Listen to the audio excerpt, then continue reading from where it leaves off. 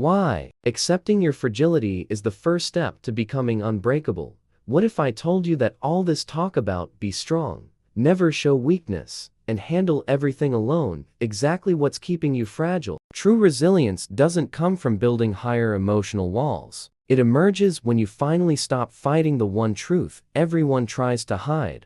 You're vulnerable. And that's not a defect. Society sold us a twisted version of strength. That narrative where the hero never cries, never doubts, never breaks. The result? You swallow your emotions, stack unprocessed trauma, and call it maturity. But your body doesn't buy this story. Your sleepless nights, constant anxiety, that knot in your chest appearing from nowhere, these are alarms screaming that you're running on a broken system. A Berkeley University study revealed something disturbing.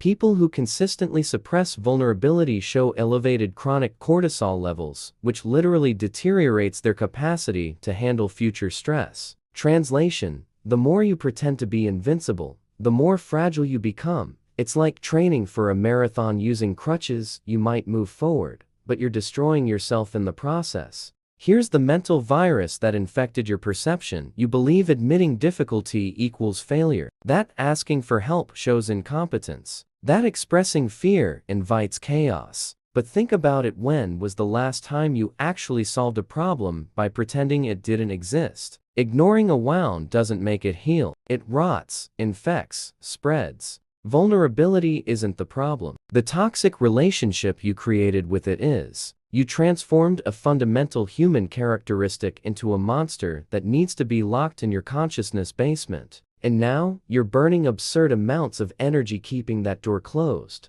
while the monster grows, fed by your own denial. Look around you. The people you truly admire, those who seem genuinely resilient, have something in common. They don't hide their battles. They don't pretend to have all the answers. They stumble, fall, bleed, and continue. The difference? They stopped wasting energy, pretending to be something nobody is. Perfect. Accepting vulnerability doesn't mean collapsing. It means stopping the waste of resources, fighting an internal war impossible to win. It's redirecting all that energy you use, maintaining the facade, and investing in building something real, something sustainable. Think about the moments you actually evolved. They weren't when you pretended to have everything under control. They were when you admitted not knowing, asked for guidance, accepted support, recognized limits. Growth happened in the gap between who you pretended to be and who you really were. Practical action. Identify one current situation where you're faking strength. Just acknowledge it internally, without judgment. Notice how much effort you're spending maintaining that mask. Drop in the comments, acknowledged. Hit like if this resonates, and subscribe to continue this reprogramming. How to transform your biggest weakness into the most powerful adaptation tool. Now that you've identified where you're faking it, let's go deeper. The vulnerability you're trying to hide isn't a hole in your system, it's the actual operating system of resilience. And this isn't motivational metaphor, it's applied neuroscience. When you admit vulnerability, something fascinating happens in your brain. You deactivate constant threat mode and activate neural networks responsible for connection, creativity, and problem solving. Researchers at the University of Michigan discovered that people who practice self-compassion, accepting limitations without self-flagellation, demonstrate greater recovery capacity after failures than those who use severe self-criticism as motivation. Think about this. You're literally blocking your own ability to adapt out of fear of appearing weak. It's like refusing to use brakes in your car because you believe constant speed equals progress. Eventually, you're going to crash,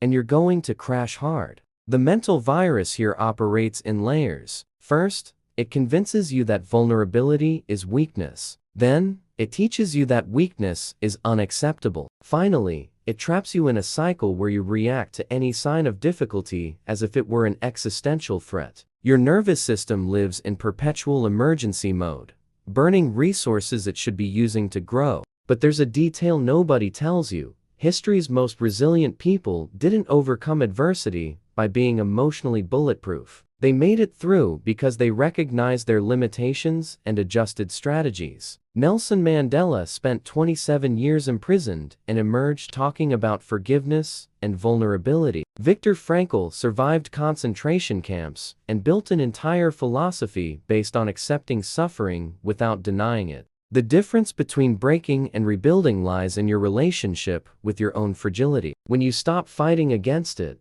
you free cognitive capacity to deal with what actually matters, the external problem, not the internal battle. Here's the mental exercise that changes everything. Imagine your vulnerability is a sensor, not a defect. It detects when something isn't working, when you're at your limit, when you need to change course. Ignoring the sensor doesn't make you strong, it makes you a walking disaster waiting to happen. Accepting vulnerability is developing real emotional intelligence. It's understanding you don't need answers for everything immediately, that not knowing yet isn't failing, that asking for help doesn't diminish your value, it multiplies your possibilities. The smartest people in the room aren't those who have everything figured out. They're the ones who know what they don't know and aren't afraid to seek input. They understand that collaboration beats isolation every single time. Practical action: choose one trusted person and share a real difficulty you're facing. Not to seek solutions, just to practice expressing without the mask. Comment here, practice. Like if this is making sense. And subscribe for the next layer. Why the strongest people are those who stopped pretending to be invincible. Let's destroy the last piece of this illusion. The resilience you see in movies, in motivational posts, in those framed quotes, it's propaganda. Real resilience is messy, non-linear, and definitely not Instagram-worthy. And the secret? It starts exactly where you're most afraid to look, in your capacity to be honest about what you're actually feeling. You know that person who seems to have everything together? Who never complains, always manages, keeps the professional smile even when everything's collapsing. Look closely. Notice the jaw tension, the shoulder stiffness, the overly controlled tone of voice. That person isn't okay. They're holding a bomb, waiting for the timer to hit zero. A University of Texas study followed high-pressure professionals for 5 years. The result? Those who expressed difficulties and sought support were 63% more likely to maintain consistent performance long-term, compared to those who adopted the lone warrior posture. The invincibles broke faster. Because here's the raw truth. You weren't designed to operate isolated in perpetual survival mode. Your brain evolved in tribes, where vulnerability signaled the need for cooperation, not elimination. This instinct to hide fragility? It's a bug of the modern world, not a feature of your biology. The mental virus infecting your resilience operates through a cruel paradox. The more you try to control everything, the less real control you have. Because energy spent faking strength is energy stolen from building genuine strength. You're fighting on two fronts simultaneously, against the world and against yourself. It's internal civil war while facing external invaders. Accepting vulnerability isn't giving up the fight. It's choosing your battles with strategic intelligence. It's recognizing you don't need to climb the mountain alone, carrying unnecessary weight, just to prove a point nobody asked you to prove. Think about the situations where you actually grew. They weren't in moments where you pretended to have everything under control. They were in moments where you admitted not knowing, asked for guidance, accepted support, recognized limits. Expansion happened in the gap between who you pretended to be and who you really were. True strength doesn't come from denying pain, it comes from processing it. Not from hiding fear, from acting despite it. Not from appearing perfect, from accepting humanity. And humanity includes stumbles, doubts, bad days, and moments where you simply can't do it alone. The people who make it through aren't superhuman. They're the ones who stopped pretending to be. They're the ones who learned that asking for help is a skill, not a surrender. They're the ones who understood that temporary breakdown prevents permanent collapse. Practical action. Identify one area of life where you're exhausted from pretending. Allow yourself an honest conversation with yourself about the real cost of this performance. Drop in the comments, identified, like if this is clicking, and subscribe for the closure. How to reprogram your relationship with vulnerability and build authentic resilience. We've reached the turning point. You already understand vulnerability isn't a defect. You've seen how it functions as an adaptation tool. You've realized the cost of faking invincibility. Now comes the part that separates knowledge from transformation, implementing this reprogramming in the real world. First, this needs to be clear: accepting vulnerability doesn't mean exposing everything to everyone. It's not doing public therapy on social media or turning every conversation into a confessional. It's about developing discernment, knowing when, with whom, and how to share in ways that strengthen, not weaken. The key is differentiating strategic vulnerability from impulsive exposure. Strategic vulnerability is consciously choosing to lower your guard in safe environments, with trustworthy people, in moments where expressing need generates genuine connection. Impulsive exposure is dumping unprocessed emotions in any direction, seeking external validation to fill internal voids. Stanford University researchers identified that people with high emotional resilience practice what they call psychological flexibility, the capacity to recognize internal states without fusing with them. They feel fear, but don't become the fear. They feel doubt,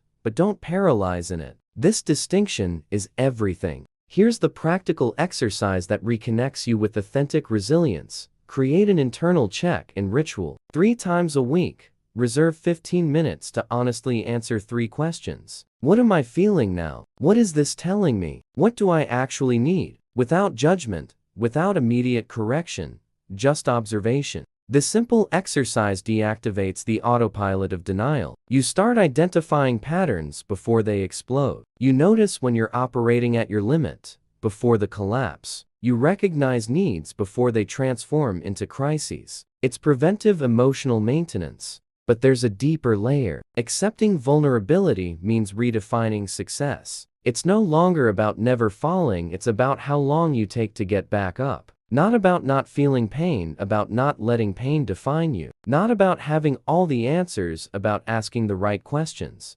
Resilience that lasts doesn't come from rigidity. It comes from flexibility. Rigid trees break with strong wind. Flexible trees bend and return. You're trying to be concrete when you should be developing elasticity. And here's the final truth that liberates. You don't need to be strong all the time. Nobody is. Nobody can. Nobody should. Try. Strength lies in recognizing when you need to pause, recalibrate, ask for help, adjust course. That's not weakness, that's applied survival intelligence. The most successful people aren't those who never struggle. They're the ones who struggle effectively. They know when to push and when to rest, when to persist and when to pivot, when to lead and when to follow. That's wisdom, not weakness. Practical action. Implement the internal check-in ritual this week. Observe without judging. Document patterns. Adjust behaviors based on what you discover. Comment here. Implemented. Like if this reprogramming made sense. Subscribe to continue this journey and share with someone who needs to hear this.